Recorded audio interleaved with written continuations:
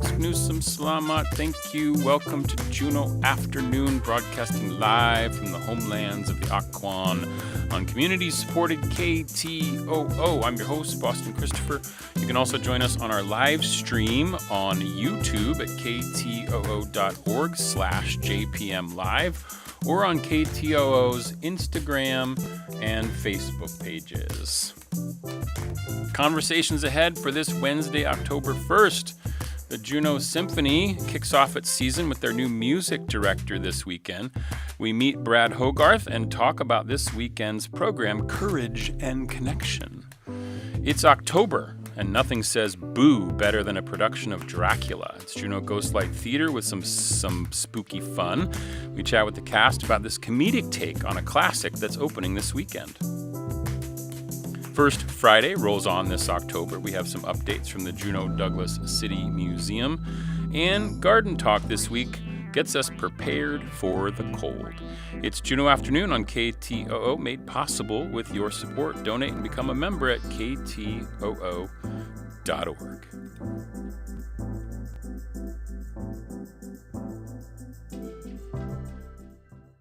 Support for Juneau Afternoon comes from Alaska Airlines Club 49. Membership information available at club49hub.com.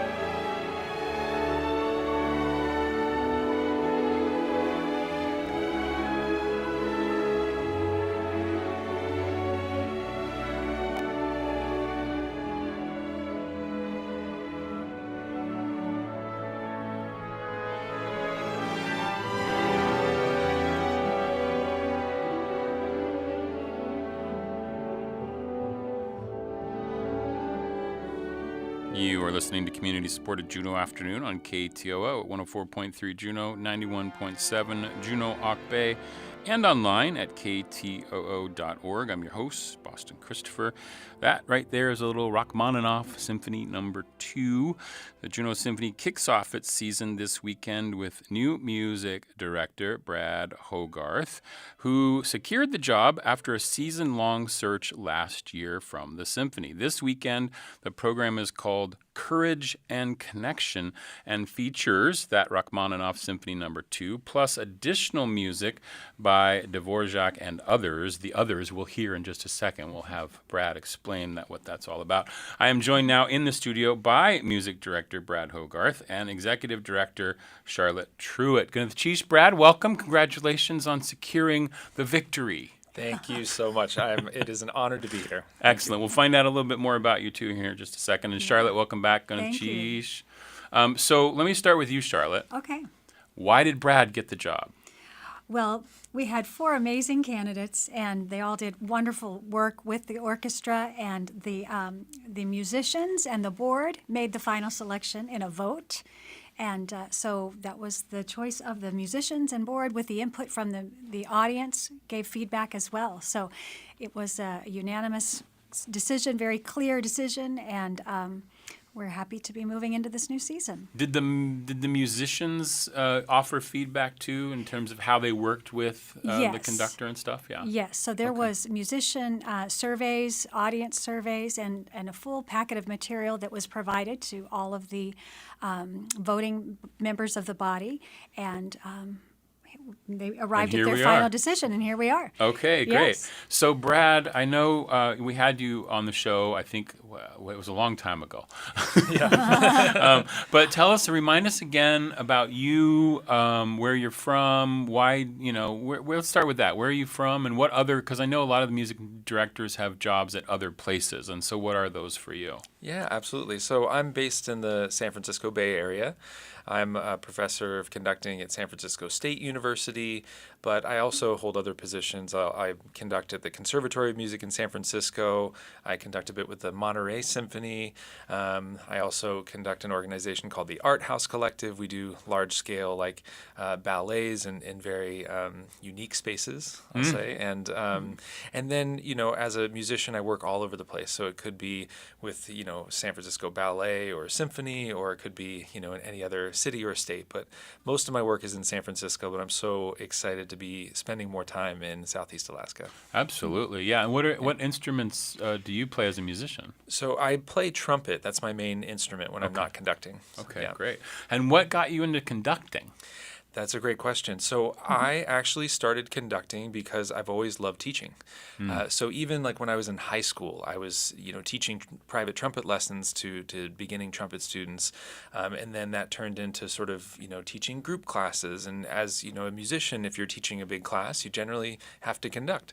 And then in my undergraduate, I was doing a performance degree in trumpet, but I was also doing a music ed degree. And so as part of that music ed training I conducted. And, also I've always just been sort of interested in, as a trumpet player, I get to play really, really wonderful melodies and great lines, but I was always interested in knowing like everybody else's parts as well. So even in high school, I was like checking out the score, or like, where I've got everybody's part in front of me, or I was arranging music for different ensembles and always kind of like getting under the hood, if you will, with the ensemble. So it's sort of been a really lifelong, ever since I've been a musician, I've wanted to sort of be a part of the bigger picture of it. So then it just kind of went from there. I did a lot of teaching and then now much more, professional conducting and things like that. And it sort of happened organically. Yeah. That's really cool. And I know it's not a unique model here in Juneau, but I would assume that background helps you with sort of the all-volunteer idea of the Juneau Symphony.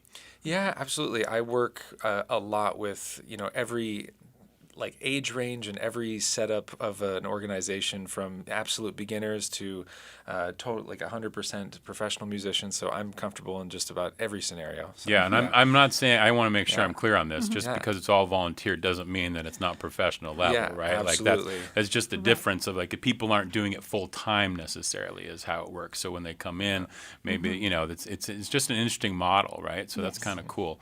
We love the Juneau Symphony, so it's really cool. So let's talk about this program. Did you select this program? Were you hired in time to be able to select the season and all that? Yes, absolutely. Okay. So actually, as part of the search process, once we got to know the orchestra with our set, afterwards we made sort of a mock season. Oh, okay. Just so kind of like, I know the orchestra now, what would you like to program with us? So we had, let's say, just like an outline, like a pretty detailed outline for what we'd like to do for the season, but then it required some tweaking. Of course, always it does. Season planning is never easy, right, Charlotte? Yeah, that's right. Yeah, for sure. So why the Rachmaninoff Symphony No. 2?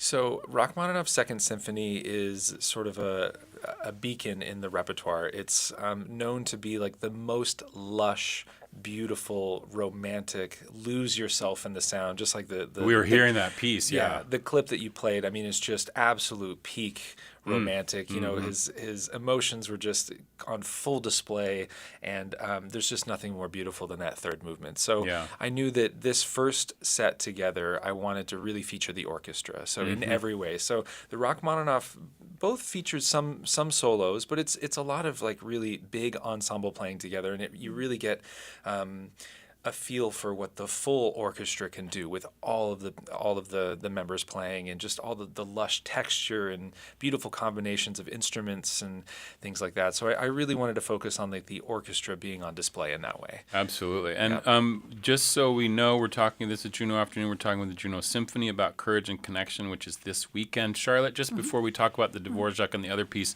give us the rundown of when, where, and how we get information. Okay, well, all the information is on our website, juneausymphony.org.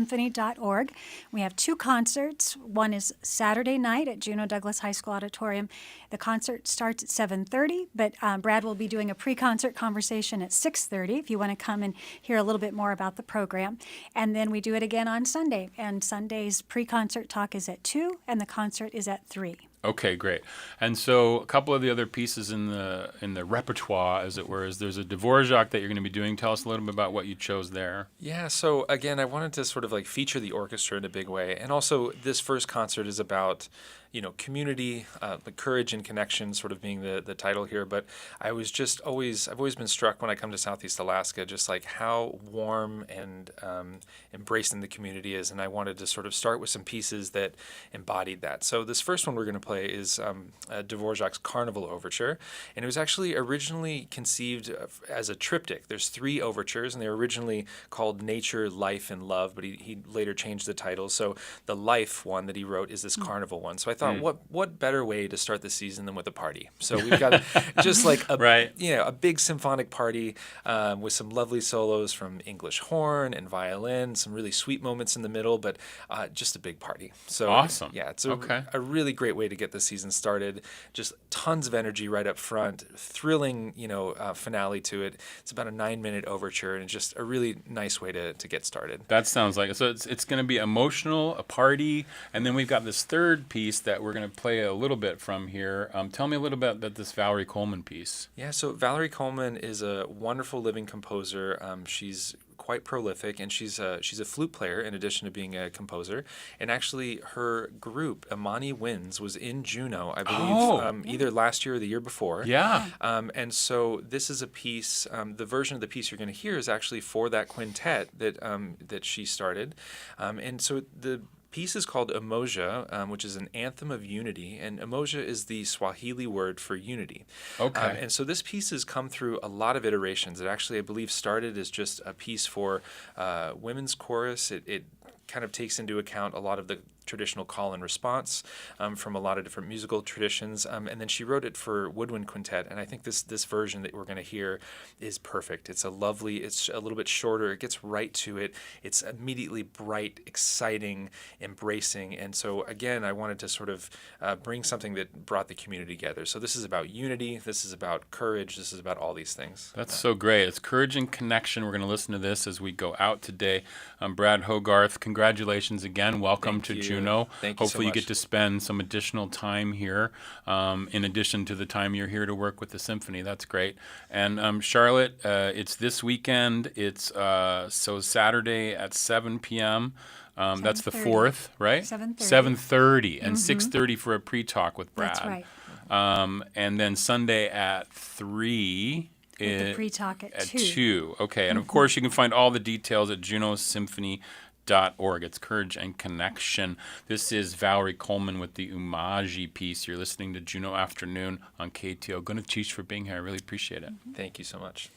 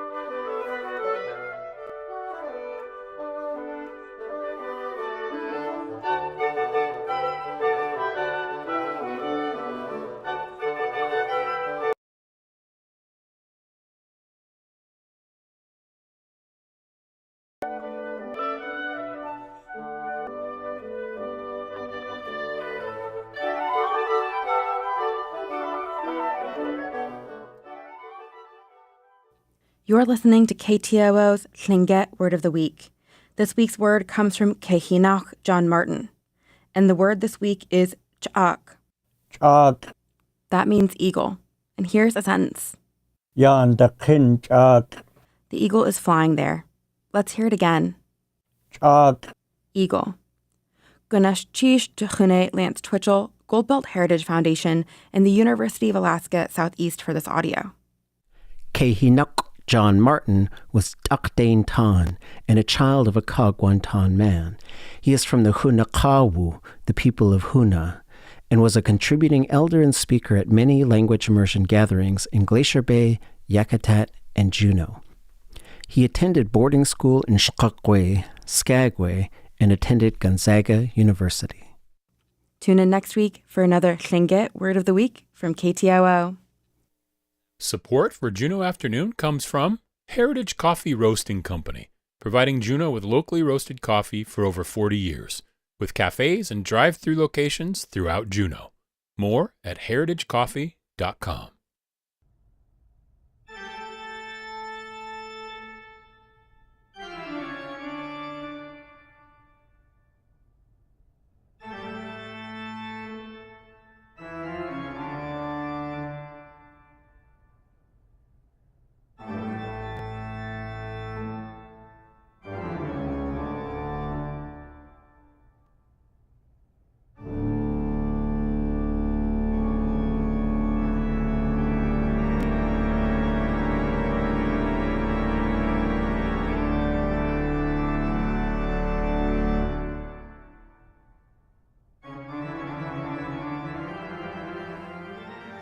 Try to do my best Dracula. This is Juneau Afternoon. From your listeners, I can't do it. From your listeners-supported public media station, KTOO. I'm your host, Boston Christopher. Well, October is here. Halloween candy is in the stores. Decorations are beginning to appear on homes. And it seems perfectly fitting that Juneau Ghost Light Theatre opens Dracula, a comedy. I've also been watching a lot of Traitors recently. And Alan Cunningham, do you know this show, Traitors? Yeah. I haven't seen it. And just the way he says traitors every time, he's so good in that. He's a great host. Anyway, they're opening Dracula, a comedy of terrors, this weekend at the Thunder Mountain School Theater. You can get full details on the internets at juneaughostlight.com. And I'm pleased that we can hear more from the actors of the show.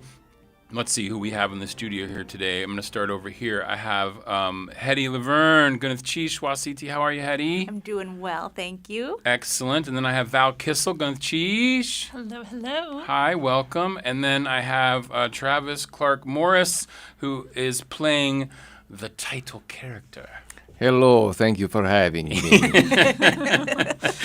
Yeah, I felt with that music we needed the cape and everything. So, okay, so let's start with Hedy. I know you're also like on the board. So let's talk with why you all chose Dracula, especially this particular version, the subtitle, A Comedy of Terrors. Yeah, so I think it was about 2 years ago. This version of the play went viral on TikTok and Instagram. There was a reel that was just reshared constantly, so it came to us that way.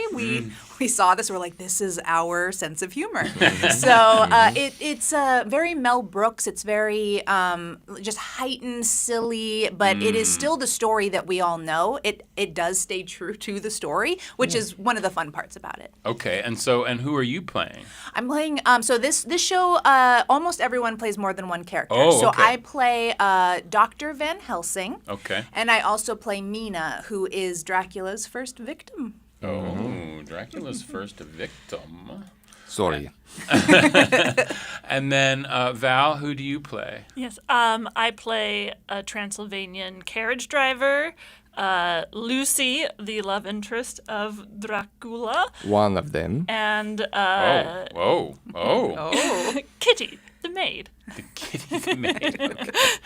And then Travis, who do you play? Yeah, so as Hedy mentioned, it's broken up into 5 actors, and there is this conceit at the very beginning that they're actors putting on the story of Dracula. Oh, okay. So that's when we have these quick changes that happen on stage with a wig change or a costume change. It's all very campy. It's all very theatrical.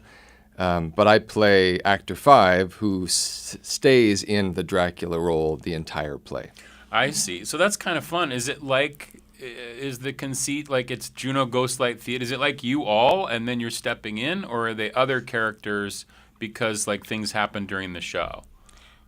Yeah, it's a bit of other characters. So, actor 3 and actor 4, have a little side, storyline going on. But it's not an omnipresent thing. It's just kind of something to get a small cast to put on a big show. Yeah. Right. Yeah, because there's a few shows that do that. I mean, the one with the, what's the classic one with the maid? You're testing our theater history Noise knowledge. is Off? Noise is Off. Thank you. I yeah. just couldn't remember the name. Yeah, but I love that that one. also has, because then they go backstage. There's a backstage like, element. Yeah. It's Yeah. the actors, but it's the characters, and then 39 Steps, which I directed years ago at Perseverance, like the same. It's not the same. That one's not exactly the same, but we kind of used that conceit a little bit in there. But you have that meta theatrical yeah. component, right? So it's a story within a story, and it sort of it shows some of the strings of the puppetry, and I think that in some way brings the audience into the room with us. So it's not just a passive watching, but they're part of the conceit of the storytelling. And right? it gives you the opportunity to like break the fourth wall or do whatever you need to do. We It's shatter kind it of for a moment. It begins, and then we continue to break it all throughout. Yes. Okay, so before we get too much further in, Hetty, give me the details of when you open, how long you run, and where do we get info? Okay, so we open on Friday, October 3rd.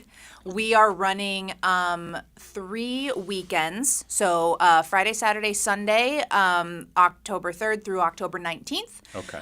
Each Sunday is a 2 p.m. matinee. And also each Sunday we are giving back 20% of our ticket sales to different causes each weekend. Oh, cool. And those are also pay as you can. So we're trying to encourage people to come on Sundays to give back if they want to help donate.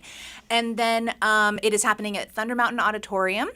And was there another part of No, that? I think that's it. Oh, and where do you get more info? And more info at JuneauGhostLight.com, and you can also follow us on Instagram. We post a lot on there. So Yeah, you guys are really great with the social media. Val, tell me about the other actors who aren't here with us today that are in the show. Yes, so we have Roblin Gray Davis. Oh, he's perfect for this kind of show. Yes, absolutely hilarious, and matched in hilarity by Felix T.A. Just the whole cast are just very, very funny. We laugh a lot in rehearsal. Those are the other people.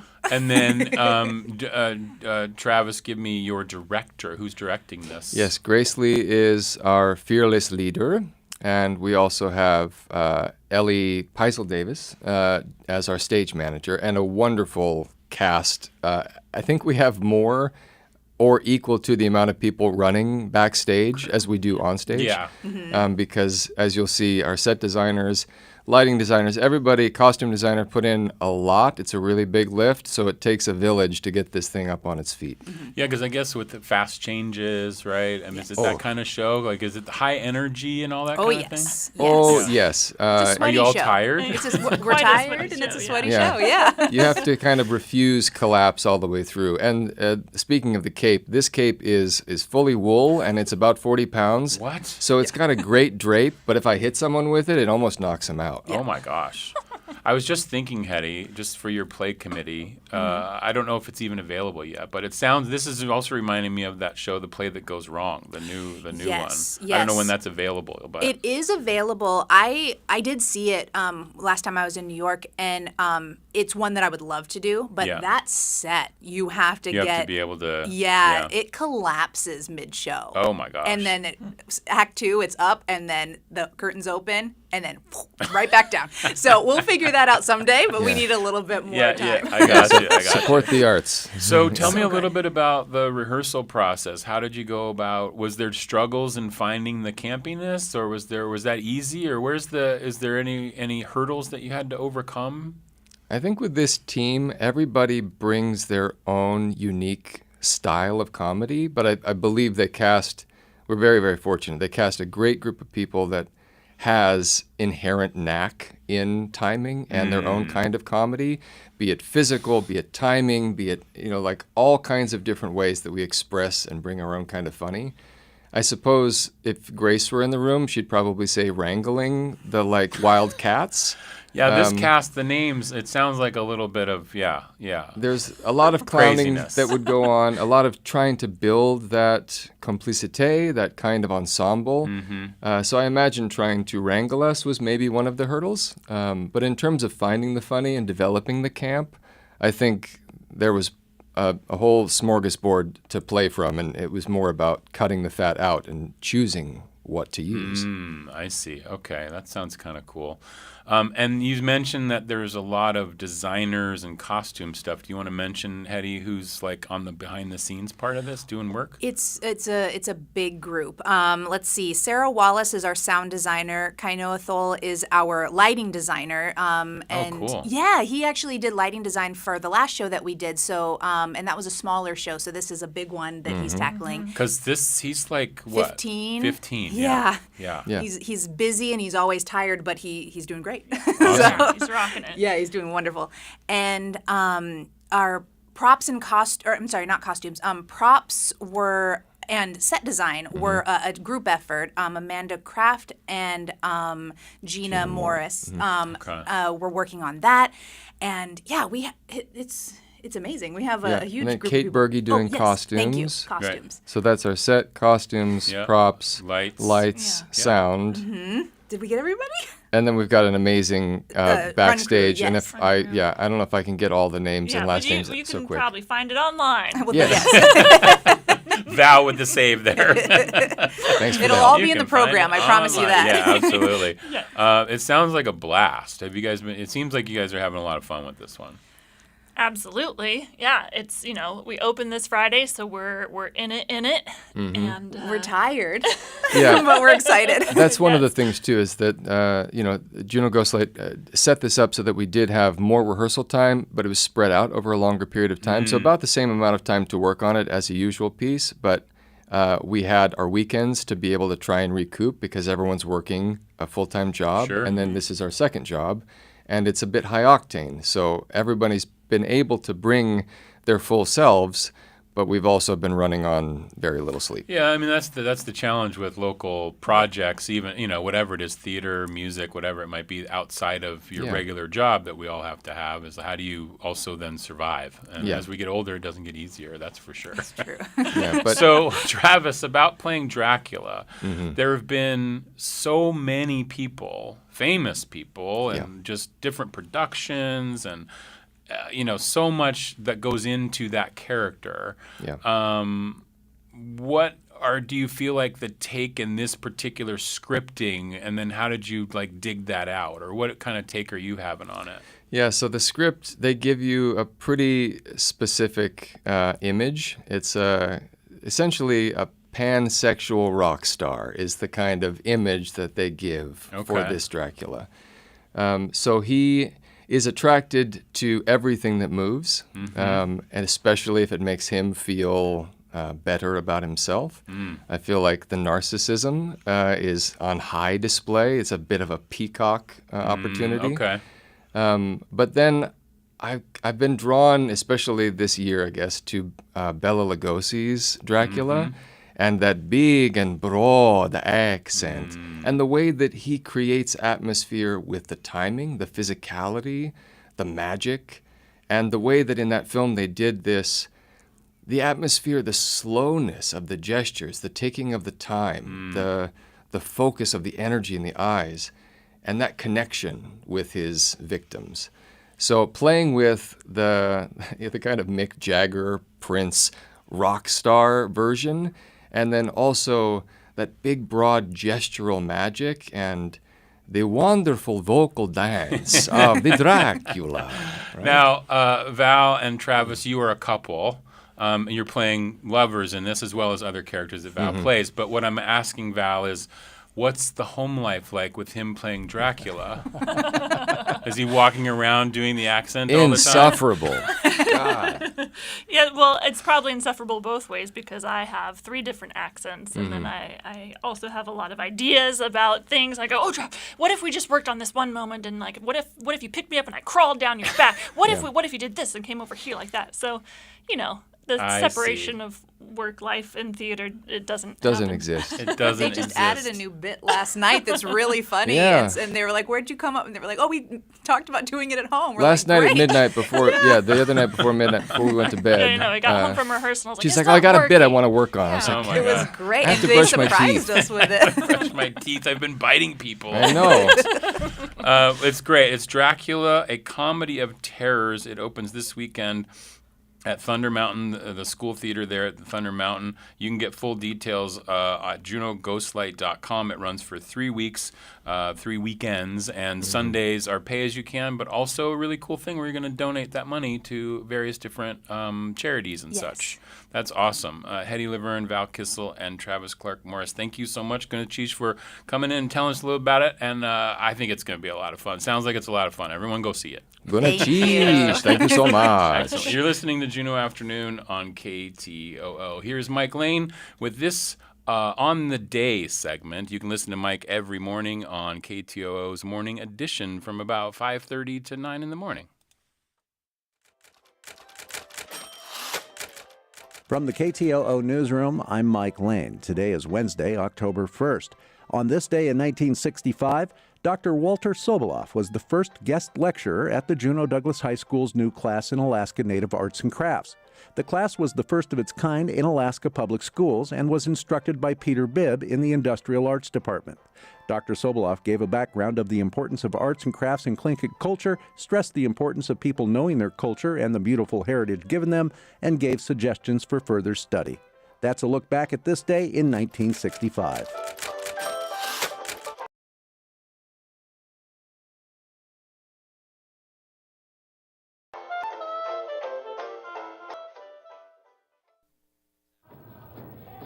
Hanson Gress, Ka eat with the shuyi, where Kashuk ayitin. Jin kat ka ke jin tak kanakaya ha anikak, gunnish cheese.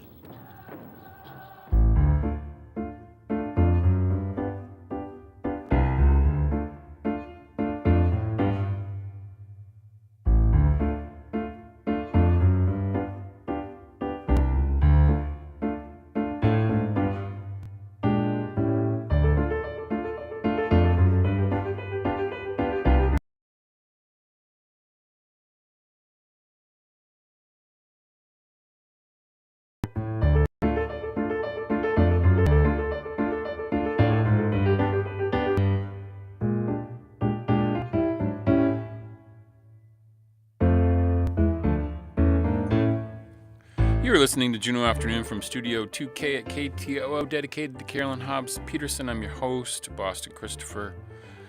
First Friday is upon us once again. And of course, that means I'm joined by Juneau Douglas City Museum's Kate Ross for a preview of what's going down downtown. Hi, Kate. Gunachish, Igudi, thank you so much. It's a pleasure, as always, to see you. Wasiyati, how are you? Oh, I'm good. It's fall. It's October. Let's go. It's First Friday. Cold, but now we're getting into the fall First Fridays. Things start to get serious. And this one is like a last chance opportunity. It is. We've Yeah. had this lovely exhibit up all summer, The Wild Joys, creating community through the performing arts. And I've had all these performance hours. And this is going to be our last performance hour. The last one. The last one for First Friday. And so, yeah, this Friday, First Friday, October 3rd, 4 to 6 is the First Friday full thing. Performances will be between 4:30 and 5:30. Okay. 4:30 and 5:30. 4:30 and 5:30. And then the exhibit closes in just a couple weeks. So come Like middle of October, right? Middle of October. The 16th is Yeah. the last day to see the exhibit, but this is the last performance hour. Did you all like video them or anything, or did you just? We took a couple short videos and some pictures, but we didn't video them. There's no way to. There's no. It's not. It doesn't give it justice, really. No, you got to come see it, surrounded by all these incredible costumes and photographs and artifacts from our performing arts history. That's the whole point, right? Performing arts, like it's Yeah. live. It's in living color. You're right there. Exactly. Yeah, I think that's so cool. So this is the last chance this Friday for the live performances, and then the actual exhibit will close in a couple weeks. Yep. Okay, great. Now that you have some other fun events that are coming up. We do. Tell us a little bit about Patsy Ann for those who may not know. Yeah, Patsy Ann is our famous, probably the most famous dog in Juneau. If Romeo is our most famous wolf, this is our other famous canine of Juneau. Yeah, you're just starting a war right now. Listen, we celebrate both at the museum. There's That's room right. for everyone. There's room for everybody. All canines and all. All canines. So Patsy Ann was the dog who would greet the steamships that came into Juneau. And just kind of local celebrity. There's the statue of her down on the docks. If you've ever been walking down on the docks, that is that statue. And so last year, we decided to have a birthday party for Patsy Ann. So we're going to do that again this year. There's a fantastic book all about Patsy Ann that was written by Trisha Brown, illustrated by Jim Fowler. So there will be a read aloud of that book, and then some crafts and activities. So it's kind of a drop-in thing. The read aloud will be at 1 o'clock, and the event goes until 3 on a Saturday, October 11th. Okay, and of course, everything we're talking about, you can go to juneau.org/museum, and the whole calendar is there. You can subscribe to the wonderful news and events newsletter that you all send out by email every month. It gives you everything that's going on. So we're just getting the highlights. And then you have a not-so-silent film. What's this situation? Yeah, so we're really excited about this. This was a project that was accomplished in part from a grant and aid from the state. And so it's the Stonehouse family who lived in Juneau and Alaska in the 30s, 40s, 50s. We were donated a large collection of 35 millimeter of old film movies, home movies.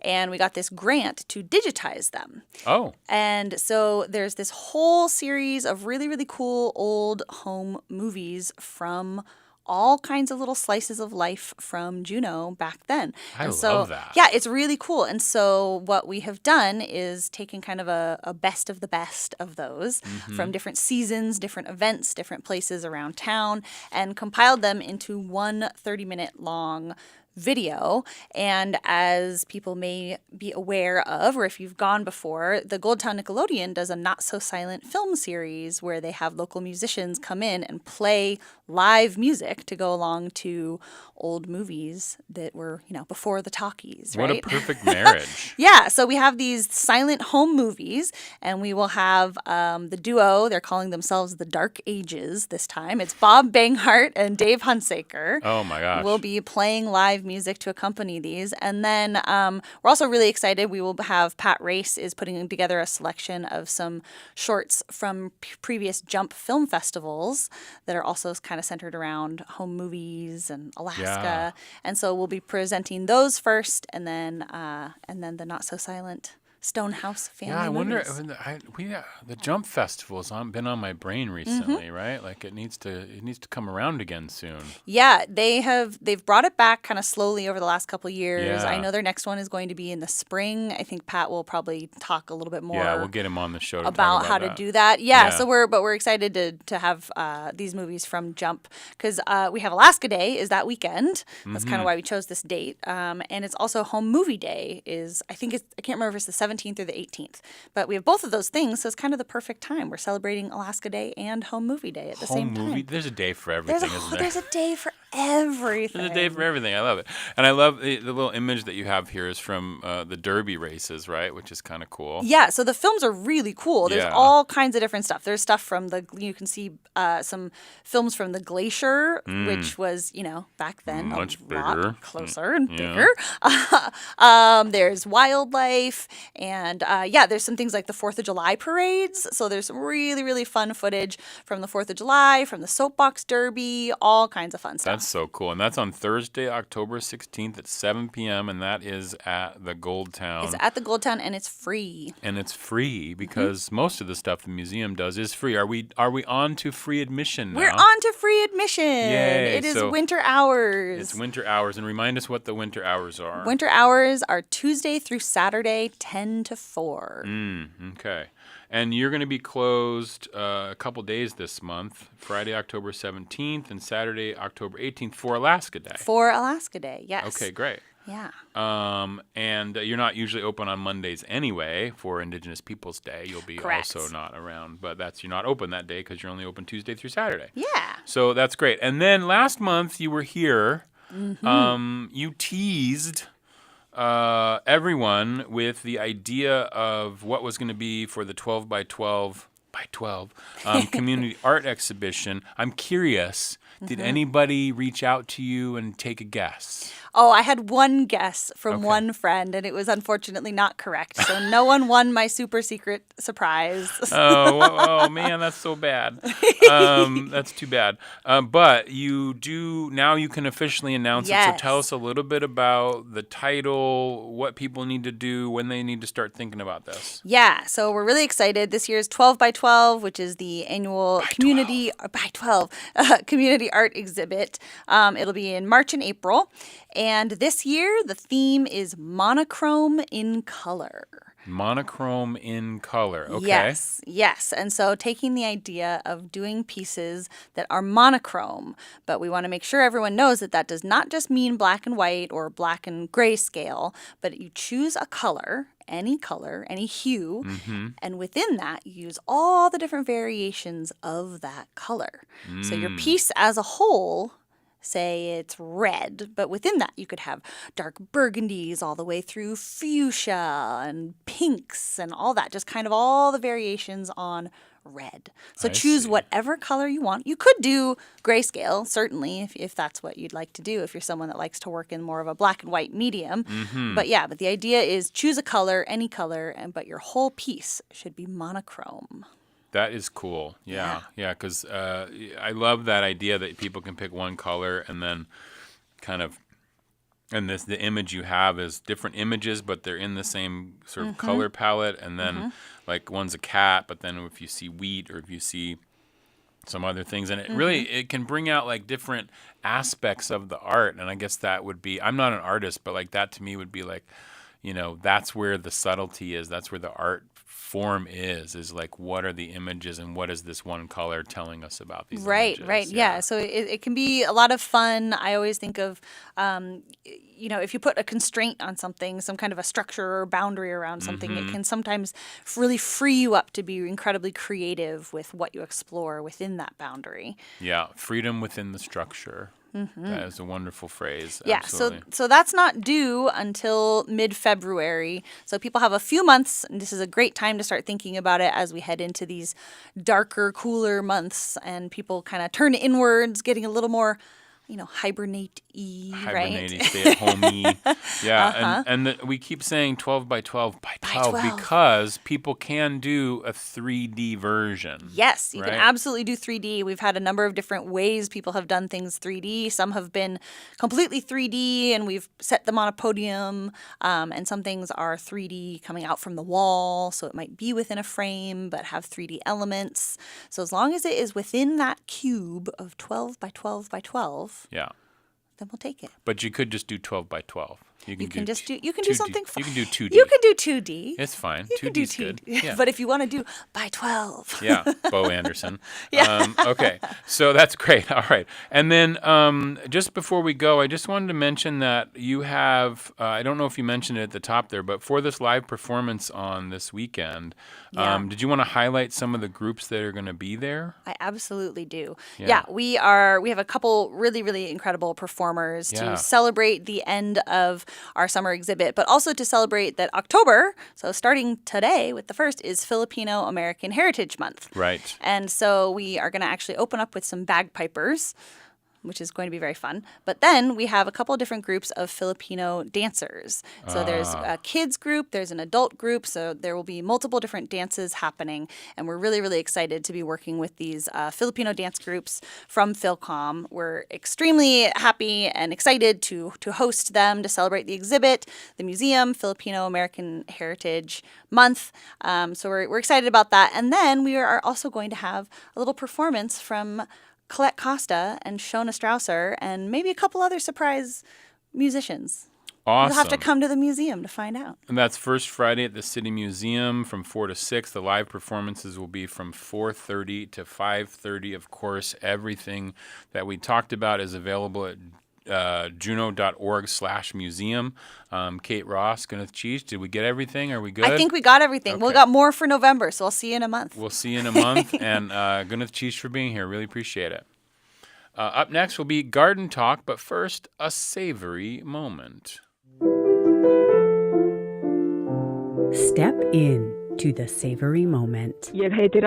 Alaska and Iceland have a lot in common. They're both cold, mountainous, and glaciated, and home to hot springs. According to the U.S. Geological Survey, there are 79 thermal springs in Alaska, concentrated on the Alaska Peninsula, the Aleutian Chain, southeast, and the interior near Fairbanks and Ruby. Many of these hot springs are warmed by volcanic activity and the fiery magma always boiling beneath the Earth's crust. Hot springs can be used to fuel power plants. In Iceland, 90% of the country's heating needs are met by geothermal activity, but the Earth's molten interior can also be used to produce the very staff of life.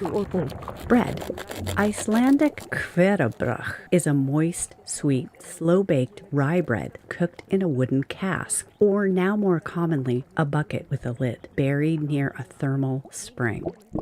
According to Magnus Nilsson, author of the Nordic Baking Book, the Icelandic countryside is crisscrossed with bubbling holes in the ground that steam with the sweet scent of baking bread and the sulfurous perfume of volcanoes.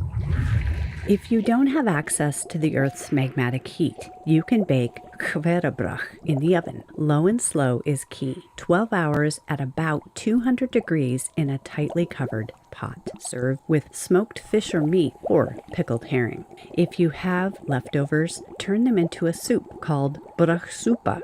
Soak stale bread overnight in water flavored with lemon and raisins. Boil until thick and top with whipped cream. The poet Bill Holm must have had an interesting experience with brauðsúpa. In his poem, Bread Soup, an old Icelandic recipe, he pronounces this menu alive as any animal, one that will sing inside you for a long time. Find links to Bill Holm's poem and a recipe for hverabrauð at savorymoment.org. From the studios of KCAW in Sitka, Alaska, I'm Beth Short Rhodes. Whatever is on your dinner table tonight, may you savor the moment. You're listening to Juneau Afternoon on community-supported KTOO 104.3 Juneau and 91.7 Juneau Ock-Bay.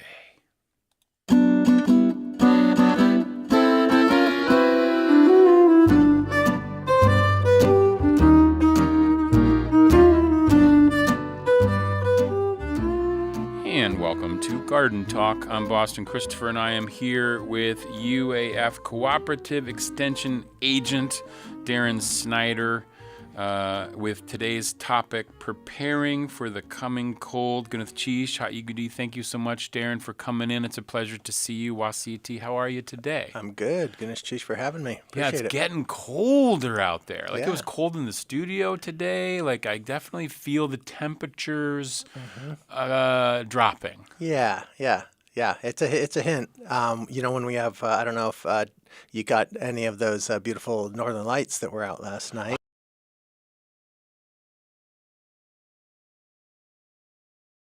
Yeah, that's a good hint that, when late in the season and when we hear some of these reports of the northern lights, that should give us a hint that that we are definitely going to be feeling some frosts coming in soon. And so again, a few weeks back, I tried to lay down a little bit of like the preparation we can do. But now is the time to just be ready for that forecast. Keep an eye out for forecasts that indicate that we're going to have a frost, and especially a lengthy frost, because these clear nights, we've lost our blanket those nights of our warming clouds, and that's when it can really drop and really cause some havoc for our gardens. When does that frost happen? Could it have happened already? Or are we getting there? Are we getting close? Or Yeah, we're kind of closing in on the average frost date. It kind of depends where we are in town. But within the next couple weeks, I'd be surprised if we don't get our first pretty significant frost. Okay. And so just kind of being ready for it. I've mentioned in the past some of the strategies, but it doesn't hurt to maybe repeat a little bit that if we're thinking about our soils, then speaking of blankets, putting what we have for blanketing our soils is generally we call mulches. And so it's pretty easy to get a hold of wood chips for free. You can also get the ornamental kind and buy them, but you can get nice free wood chips from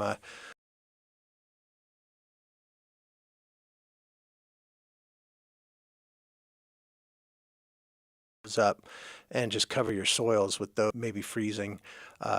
And Before the frost happens, this is just a question for my knowledge, but everyone else's too, I guess. But like before the frost happens, is that when we want to have most of the things out of the ground? Yeah, for the annuals, the harvestable, like the carrots and all that stuff we want to have? You don't want them to freeze in the ground. You can, depending on your situation, you can mulch them heavily and then and leave them in the ground, especially if you have a cover, either a low hoop or a high hoop over them, or even some kind of, as we've talked about, a plastic covering over that mulch. Right.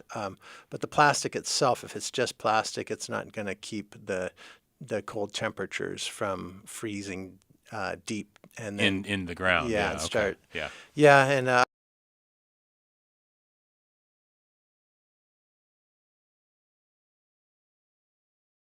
these, if it's potatoes, or they need to stay frozen, or else once they thaw out, they will start losing their structure and just kind of getting soft. Yeah, it'd be a sad thing, right, to have your growing season end by forgetting or not being ready. You get distracted for a weekend or so, and then boom, all of a sudden, toast. Right? Yeah. And so getting those things out of the ground that you're going to want to harvest, but also just like your perennials or your bulbs that you've put in the ground. We still have plenty of time to be getting bulbs in the ground, whether they're garlic or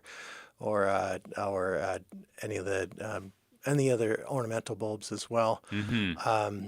And you generally can plant them deep enough that you're not too concerned, but it's always best here in this environment to give it a good layer of mulch. We've talked about the seaweed as something that will incorporate right in.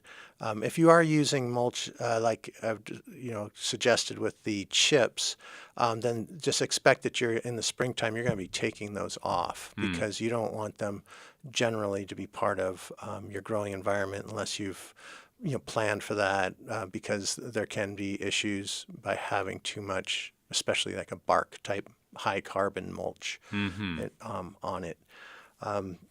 So the reason, just to be clear on when we're protecting the soil from freezing is also the thawing that occurs. It's the dreaded freeze-thaw cycle that we have here, and it messes with all kinds of plants, from large trees to our little bulbs and everything else in between.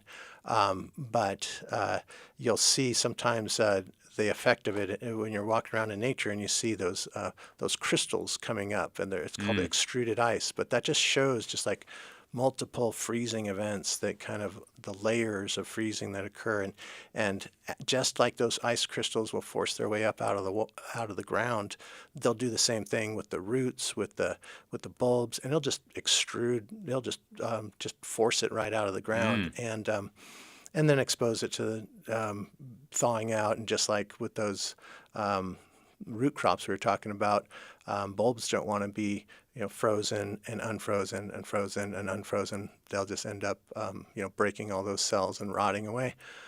So that insulation may not actually prevent, in the hardest freezes, prevent them from freezing, but most bulbs have that ability to be frozen and to actually be in those really cold temperatures. But the mulch in this case is actually helping keep them frozen so that they're not going through that, because we will get some of this warm, beautiful sunshine coming down on a day like today, even where it's really cold. It's cool in the shade. I can't really call it cold yet, but it's cool in the shade. But once you're in the sunshine, it is cooking, especially if you've got anything covering, like in a car or a greenhouse in case of growing situations. So it can fluctuate dramatically. And so I'm just trying to kind of like emphasize that we're trying to protect our plants from that swing. If we want to talk about shrubs a little bit, you see a lot of the arborvitae, that those tall, skinny, kind of candle-shaped trees that are evergreens. Those ones can be susceptible to drying and cold winds, so people will cover those with burlap. That's one way of protecting them. If you have a prize one that you want to make sure to protect, that's a good thing to do is, within the next couple of weeks, get that wrapped with burlap. Also, sometimes if we get caught, we have relatively short falls. We don't have like this extended fall period where the colors of the leaves will change and then they'll eventually just kind of fall and blow around and stuff like that. A lot of times, like right now, when we have some of these beautiful maples and other native plants changing colors, we can get surprised and get a frost or get even ice and snow will come. But if those leaves haven't dropped, then they can accumulate and actually pull the branches down and break them. So it's just something, if you're trying to take care of your plants, pay attention to the stage that they're in. If it looks like they've held on to their leaves, and we're already starting to get some accumulation of snow or ice or something, then taking those leaves off will help protect those branches from falling down and breaking. Gotcha. Some people will even tie some of these branches up loosely so that it just supports it. So even if we have no leaves on the branches, they can still accumulate and get pulled down by the snow and such. Awesome. Okay. Yeah. Maybe one more thing before we have to go. Yeah. You may have seen, may not, but some people will actually paint their, if they've got especially like a fruit tree or something like that, it might not be an ornamental, and so you're not worried, but they'll actually paint white the trunks so that on a hot day in the wintertime, it won't get so heated up that it kind of tricks it into starting flowing sap. And then that cold night comes because, again, like the sunshine comes with the cold nights in the wintertime, and so that's like the double whammy. So if they heat up during the day, and then that sap will freeze overnight and split the bark and kill the tree. That's so great. That. And of course, there's always more resources available at the UAF Cooperative Extension. You can just Google that. Yeah. That's the best way to do it. They have a whole selection of stuff there. Darren Snyder, thank you so much for joining us again for this edition of Garden Talk. I appreciate you being here. Good cheese. Cheese.